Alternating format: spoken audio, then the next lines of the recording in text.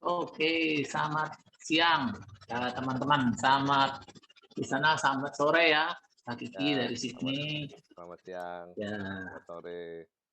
kita senang sekali bisa ketemu lagi siang hari ini, hari Minggu.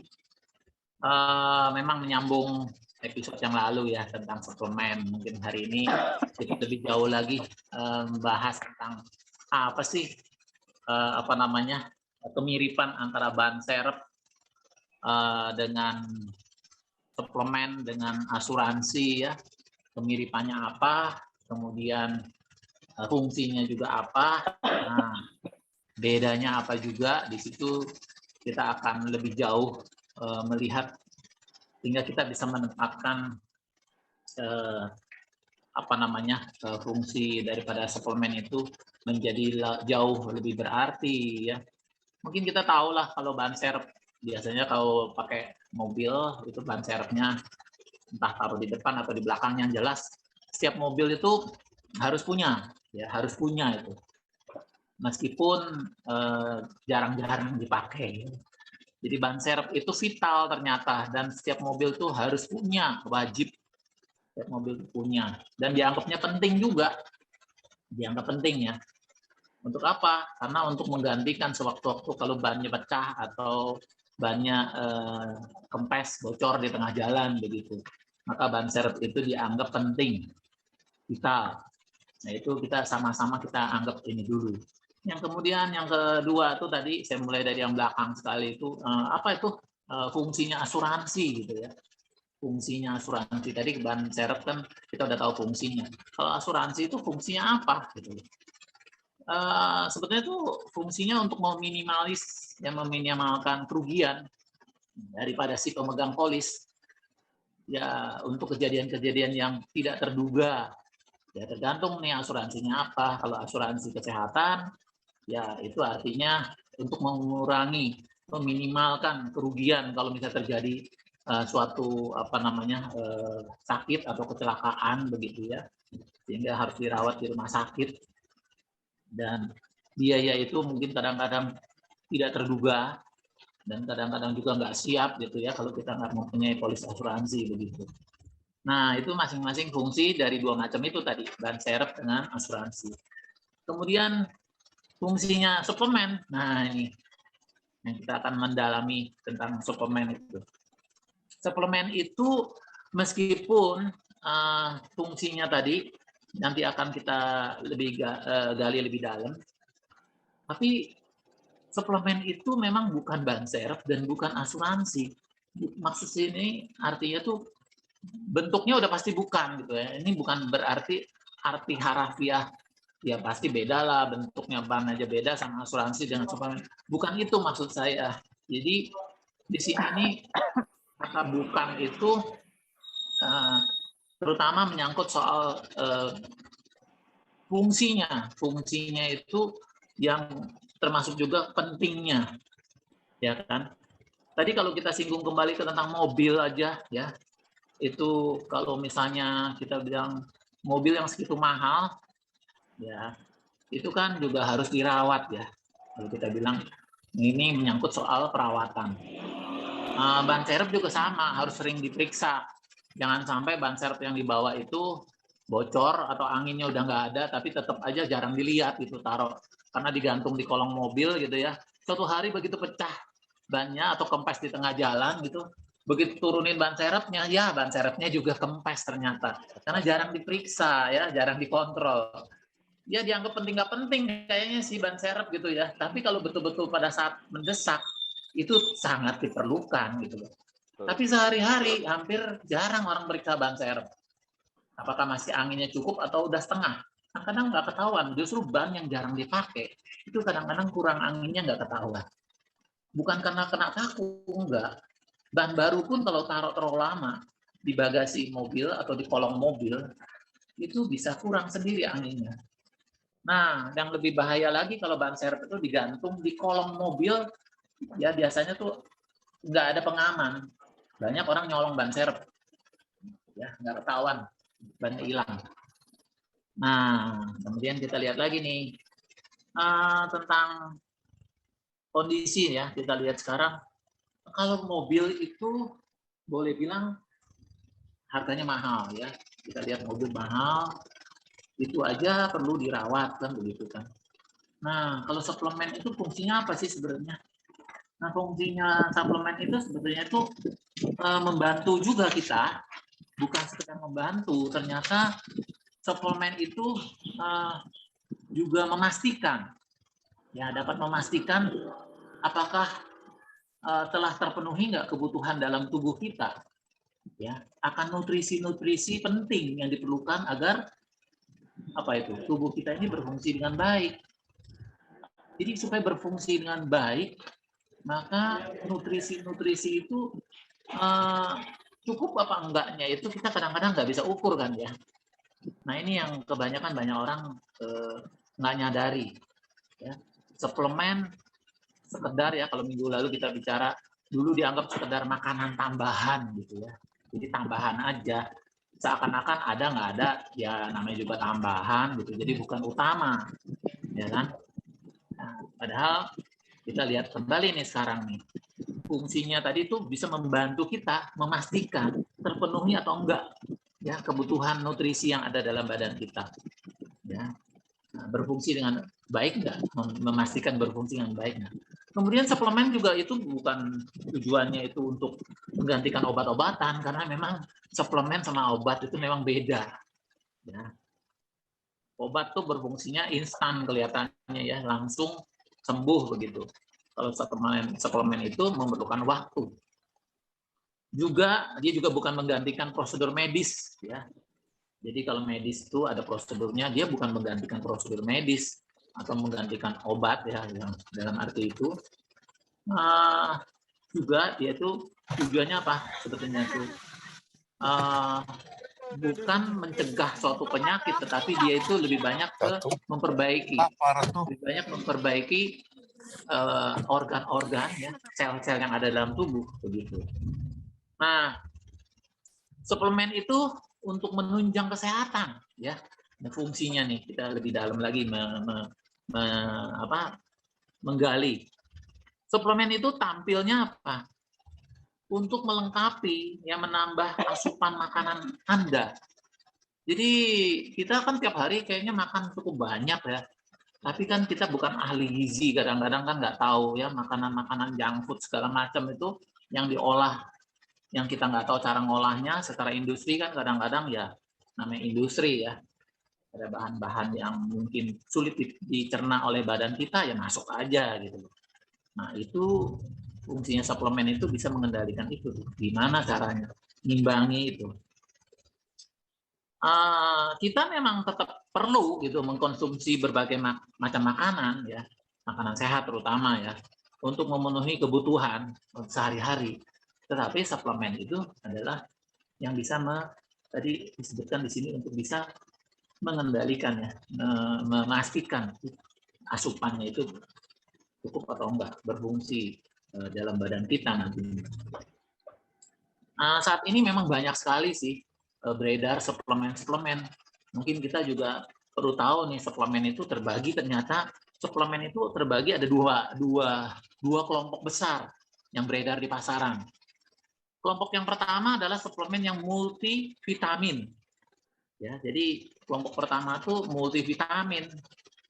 Ya, yang kedua itu kelompoknya adalah suplemen non vitamin, non mineral. Nah, ini menarik ya. Jadi ada dua ternyata. Karena kita ini bergerak di bidang ini, mau nggak mau kan kita harus banyak mencari tahu ya tentang suplemen ini apa sih. Gitu. Jangan sampai kita keliru. Ya. Nama depannya sama suplemen, tetapi belakangnya berbeda. Yang satu tadi kelompok satu adalah multivitamin, sedangkan yang kelompok kedua non vitamin, non mineral. Nah, kita coba menggali lebih dalam lagi tentang multivitamin itu apa aja sih? Biasanya itu mengandung 3 atau lebih ya vitamin dan mineral dalam takaran tertentu, biasanya itu dikemas ya dalam satu kapsul atau dalam satu saset, apapun bentuknya itu ya, bisa tablet, bisa apa itu, dan takarannya itu dalam toleransi tertentu ya, artinya itu supaya tidak beresiko buruk terhadap kesehatan. Jadi ada takarannya tuh. Vitamin-vitamin itu macam-macam sih. Mungkin kita juga tahu lah di pasaran ya. Vitaminnya ada yang B1, B2, B3, C, dan segala macam lah seperti itu. Ada juga yang mengandung kalium, ya, kemudian magnesium, kalsium, tembaga, zinc, dan lain-lain seperti itu. Ya. Nah, suplemen multivitamin ini tidak mengandung hormon. Nah, ini kita harus tahu nih. Dan obat-obatan ataupun herbal. Jadi yang tadi itu, suplemen yang satu macam tadi itu, yang multivitamin, itu tidak mengandung hormon, ya, dan tidak mengandung herbal. Jadi jangan anggap suplemen itu semuanya mengandung herbal, enggak ternyata. Di suplemen yang tadi, ya, yang multivitamin itu tidak mengandung hormon dan tidak mengandung herbal, juga tidak mengandung obat-obatan. Nah, kita masuk ke kelompok yang kedua nih sekarang, yang tadi ya, suplemen non-vitamin, non-mineral. Biasa disingkat NVNM. Itu apa itu? Adalah herba, ya, dan suplemen non-vitamin lainnya, ya kan? Nah, di sini kita lihat lagi nih, suplemen vitamin, ya, di dalamnya itu ada juga minuman teh herba, ya. Nah, itu yang model-model kayak gitulah. Kemudian minuman teh hijau, ya. Tapi itu dia itu bukan termasuk kategori non vitamin, non herbal, mineral, ya, yang kayak gitu. Contoh-contohnya apa tuh yang disebut non vitamin, non mineral? Ya kita tahu lah minyak ikan kayak gitu kan, probiotik kayak gini-gini. Nah, nanti ada hubungannya sama kita punya kan. Kemudian ada juga ginkgo biloba, ya, pil teh hijau, ginseng, itu suplemen tapi non vitamin, non mineral. Kemudian ada glukosamin yang kayak gitu-gitu. Jadi udah tahu ya, kita sekarang udah belajar mendalami tentang suplemen. Nah, kaitannya suplemen kita nih sekarang. Suplemen kita apa ya sih? Ya kan kita tahu sekarang yang sedang ditekuni ya, ada 2 vitamin yang suplemen yang lagi viral itu. Salah satunya adalah SOP, ya kan, SOP Subarasi. Nah, di situ udah tahu lah kandungannya apa saja, dia itu mengandung apa, ya, dia itu mempunyai sel regenerasi, ya, kemudian dia juga mempunyai anti hipertensi, ya, SOP Subarasi seperti itu. Kemudian dia juga untuk mencegah meningkatkan sirkulasi darah dan lain-lain, ya. Cukup banyak sebetulnya kandungan yang ada di dalam SOP, ya. Kandungannya juga banyak di situ. Kemudian ada paten fungsi dan lain-lain. Nah, kemudian yang kedua suplemennya Utfusi, ya, dia ada anti tumor, kemudian untuk meningkatkan daya tahan tubuh, ya. Kemudian juga untuk terapi untuk orang yang hepatitis, ya, untuk hepatitis C, ya, dia akan meningkatkan pemulihan untuk orang-orang yang seperti itu. Tadi kita kembali lagi sebenarnya kita mau lebih dalam tentang kenapa ya kita ini perlu banget gitu loh dengan suplemen. Nah, kita coba melihat perawatan. Tadi kalau kita bicara mobil, ya kan, itu kan ratusan juta ya, mahal kelihatannya. Ada miliar harganya. Tapi kalau dipikir-pikir sama jiwa kita mahalan mana ya? Kita udah mulai nih, kita menggali, ya, harga mobil yang miliaran sama jiwa kita. Kita jangan bilang jiwa dulu deh sekarang, badan kita deh. Kalau jiwa memang satu-satunya. Kalau badan nih bisa dipisah-pisah ya. Kayak mobil tuh bisa di komponennya masing-masing. Misalnya di dalam badan kita ini ada jantung fungsinya apa, ginjal fungsinya apa, otak fungsinya apa, dan lain-lain, ya, lever. Nah, itu mahal nggak sih itu masing-masing komponen itu? Mahal, jadi Pak. kalau kita pikir, jadi kalau mahal banget itu. Jadi kalau kita diecer nih misalnya tuh, mata kita harganya berapa, ya, jantung kita harganya berapa, siapa yang mau jual coba? Kalau kita pikir-pikir, ya kan? Kalau mobil semahal-mahalnya hitungannya masih miliar, ya kan? Kita ini paling kaya sebenarnya. Cuman kita lupa, harga kita itu mahalnya bukan main. Tapi kok kita lebih concern memperhatikan barang-barang yang kita beli yang harga miliaran, kita rawat, kita simpen ya. Waduh, pulang dari luar, masuk ke rumah langsung dibersihin ya. Lalat nggak boleh nemplok di situ ya kan, kotor kayak gitu kan. Nah, kemudian debu juga harus bersih. Sampai ke perawatan poli segala macam, ya kan? Nah, itu yang kelihatan tuh, ya. Nah, badan kita itu penuh dengan nilai yang tinggi, tapi kita lupa loh bahwa ternyata badan kita ini banyak yang harus dipelihara, tapi kita nggak merasa, ya. Kalau udah sakit masuk rumah sakit, ya, begitu argometernya jalan, ya, tagihannya mulai jalan, hitungannya, ya. Syukur-syukur ada asuransi kan, tadi kan cerita asuransi itu kan katanya mengurangi kerugian, ya, nalangin gitu. Tapi asuransi kan ada nilai polis batasnya juga. Kalau udah melampaui nilai jaminannya kan kita harus bayar juga, ya kan? Belum tentu asuransi itu bisa cover 100% semuanya, tergantung apa yang di cover. Nilai polisnya juga beda-beda begitu.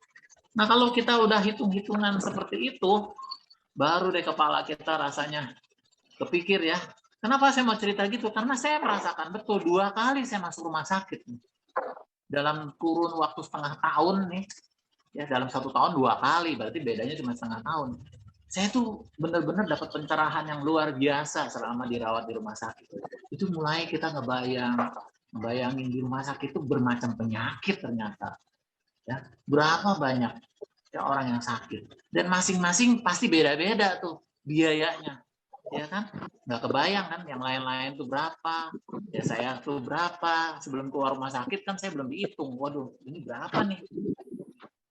Nah, ya ketahuannya waktu itu kan kena COVID ya kan. Kalau saya duluan saya udah mengkonsumsi suplemen ini mungkin saya nggak kena COVID kan begitu. Ya kan nggak tahu keluar rumah sakit dapat ini. Waduh.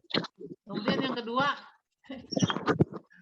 nggak bisa dicegah, saya juga nggak tahu itu usus buntu bisa pecah dari mana, penyebabnya apa saya juga nggak tahu. Nah itu lagi, ya kan. Nah, jadi seperti itulah kita ini mungkin akumulasi dulu kita kurang merawat. Kita baru kenal beberapa saat ini. Makanya kita mumpung kita tahu duluan sekarang, belum terlambat. Ya. Cobalah kita menginvestasikan untuk pemeliharaan badan kita. Jadi semakin banyak kita mendahului mengkonsumsi suplemen, bisa jadi kita ini tabungan untuk kesehatan dalam badan kita itu lebih banyak dan lebih kuat kita. Jadi jangan harap ibaratnya saya baru minum seminggu terus segala penyakit pun mungkin artinya itu malas menghinggapi kita karena kita punya organ yang sudah terpelihara baru seminggu gitu kan. Minum masa semuanya organ yang sel-sel yang ada di dalam badan kita itu sudah diperbaiki, kan ajaib banget. Belum dong, dosis yang kita minum juga masih sedikit begitu ya. Tetapi lumayan lah daripada nggak sama sekali. Kita mulai membudayakan, mulailah kita memelihara gitu, menyadari bahwa suplemen itu ternyata sedemikian pentingnya ya. Jadi tadi kalau kita bilang mobil, nah sekarang kita cerita lagi nih, misalnya jangan dianggap seperti ban serep. Jadi ceritanya begini, ban serep itu memang sehari-hari nggak kepake. Begitu kejadian, diturunin ban serepnya memang bisa dipakai waktu itu, nggak bocor, nggak apa gitu. Ya kan? Langsung kita bisa melanjutkan perjalanan, segera. Begitu ya. Nah, kemudian asuransi, gitu kan? Asuransi juga orang-orang berpikir antara kalau belum ada kejadian kayaknya nggak perlu ya, gitu. Tapi ada orang bilang, gue nggak mau deh masuk asuransi. Kenapa? Ya gimana ya? Saya bayar asuransi. Kalau saya sepanjang tahun sehat-sehat saja, uang saya hilang dong. Ceritanya begitu. Ada orang masih pikirannya seperti itu, sempit, merasa untung dan rugi gitu loh. Emang kalau orang asuransi beli polis asuransi kesehatan itu tujuan beli itu untuk dipakai? Kan enggak. mudah-mudahan saya nggak pakai gitu loh. Biarpun 1 tahun bayar sekian puluh juta, jangan sampai pakai dong. Kalau pakai berarti udah badan kita rusak dong. Iya kan? Jadi kita ini punya kerugian nggak gitu kalau kita pakai asuransi? Rugi juga, biarpun di cover biayanya, kita udah kehilangan apa? Kehilangan waktu produktivitas kita. Kemudian waktu pemulihan juga perlu waktu. Nah, waktu kita dirawat di rumah sakit, waktu produktifnya kita punya nilai nggak? Punya. Hilang sekian lama kesempatan bisnisnya itu. Iya kan? Kan sehari-hari kita harus ada kegiatan. Begitu dirawat sekian lama, ya kita nggak ada kegiatan itu, hilang. Gitu loh. Nah, itu kan lebih mahal. Orang bilang uang hilang bisa dicari lagi ya. Tapi kalau waktu yang udah lewat tak bisa kembali. Nah itu, ingat-ingat kan. Asuransi ya uang hilang memang, tapi kita beli. Tahun depan beli lagi, tahun depan lagi beli lagi. Sepanjang kita bisa menabung mengeluarkan ini, beli lagi asuransi itu. Jangan dianggap uang rugi, jangan dianggap uang hilang. Apa? Nggak hilang sebetulnya. Itu mengcover kita sewaktu-waktu kita membutuhkan. Ya kan? Kalimatnya sewaktu-waktu. Ban serep juga sama. Sewaktu-waktu dibutuhkan ada gitu loh. Asuransi juga dianggap apa? Sewaktu-waktu dibutuhkan ada gitu loh. Tapi kalau suplemen jangan dianggap sewaktu-waktu. Itu keliru. Nah, ini beda banget di sini. Asuransi sewaktu-waktu, ban serep sewaktu-waktu. Suplemen bukan sewaktu-waktu. Sepanjang hidup kita itu dibutuhkan maintenance kayak gitu. Iya dong. Jangan kita berpikir gini, nanti aja. Nanti kalau saya udah sakit, ya, saya minum deh, saya rapel deh. Selama 20 tahun saya nggak teratur, nggak minum suplemen. Saya kumpulin nih, 20 tahun punya suplemen, ya, begitu sakit, dirapel tuh. Dosis 20 tahun punya suplemen, diteguk dalam sehari. Nggak menolong apa-apa itu. Karena itu bukan ban serep. Tidak menolong. Overdosis iya gitu loh. Tapi nggak menolong gitu loh. Buat apa? Ya, buat apa gitu dikumpulin mau nilai berapa juta gitu ya. Untuk merapel kemarin saya lupa tuh setengah tahun, 2 tahun saya nggak minum itu suplemen. Saya sekarang ada nih suplemen nih, jatah 2 tahun nih. Habisin di sehari gitu loh. Nggak ada efek, nggak ada guna. Karena udah sakit. Jadi suplemen bukan untuk diminum sekaligus, tapi dicicil. Nah, itu dia. Kita ini lupa mencicil apa yang dibutuhkan, nutrisi, segala sel yang ada dalam badan kita yang rusak. Itu lupa dicicil. Kan tiap hari kita ini matinya sel ini juga kan berangsur-angsur. Tiap hari itu sekian miliar kita mati selnya kita. Tapi kita nggak pernah mencicil. Tidak pernah mencicil untuk memperbaiki dengan suplemen yang namanya SOP, Subarasi. Ya kan? Bersyukur banget kita hari ini ketemu gitu loh. Ada yang namanya SOP Subarasi. Coba kalau dulu-dulu kita nggak tahu ginian, mana bisa kita ngomong kan. Yang lalu ya udah lalu gitu. Yang sekarang kita tahu, ya lakukan itu. Karena apa ya? Untung kita udah ada sekarang gitu. Dibandingkan nggak ada. Kalau nggak ada, ya nggak usah cerita lah. Kalau ada nggak dilakukan juga, ya kebangetan juga gitu loh. Ya kan? Nah, itulah kira-kira cerita singkatnya bahwa tadi kalau kita bilang mobil bisa dirawat ya dan dibudgetin lagi ya kan, sekian waktunya ada budgetnya nih untuk masuk bengkel, untuk mengganti ini dan itu ya. Badan kita gimana jika tanpa disediakan budget tertentu untuk memelihara dan merawat sehingga terjaga badan kita, di-maintain badan kita gimana? Pertanyaannya kembali ke kita ya, apakah kita mesti tunggu sakit parah ya, dan kita jamin nggak kalau sakit parah gitu ya baru kita atasi dengan budget yang membengkak lagi? Celakanya begitu, tidak jamin juga loh, nggak jamin loh. Biarpun budgetnya cukup besar disediakan, tapi kalau udah namanya parah banget gitu loh, itu nggak tuntas ya. Bisa tertolong aja udah syukur gitu loh. Jangan dianggap bisa normal kembali gitu, belum tentu. Ya, ketolong aja nyawanya udah syukur gitu loh. Nah, itu situasinya. Jadi kembali lagi kita ingat kembali bahwa manusia bisa menciptakan mobil, ya kan? Nah, tapi kalau Tuhan menciptakan manusia nih, nilai kita lebih mahal, masa kita nggak piara? Itu aja. Ya, sementara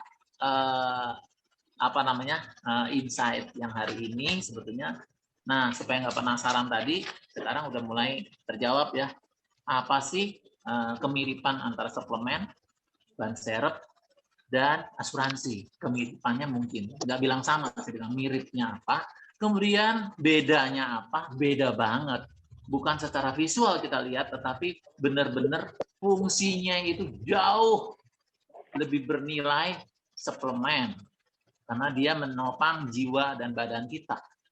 Nah, badan kita.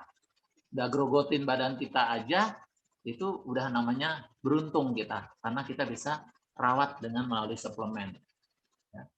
Sedangkan yang lain-lain, dan sekali lagi suplemen bukan sewaktu-waktu diperlukan. Itu keliru banget.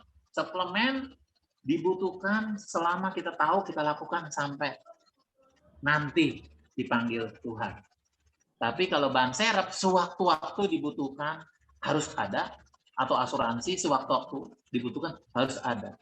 Tapi kalau suplemen bukan sewaktu-waktu dibutuhkan harus ada, bukan, tapi diadakan terus-menerus untuk bisa kita rawat badan kita ini supaya kita nggak dirongrong sama bermacam kerusakan organ karena tidak ada regenerasi sel dalam tubuh kita. Begitu kira-kira teman-teman, mudah-mudahan bermanfaat ya. Kalau kurang lebihnya seperti itu, kalau ada kurangnya mohon maaf, tapi kalau yang positifnya ambillah, kalau yang negatifnya jangan diambil. Terima kasih.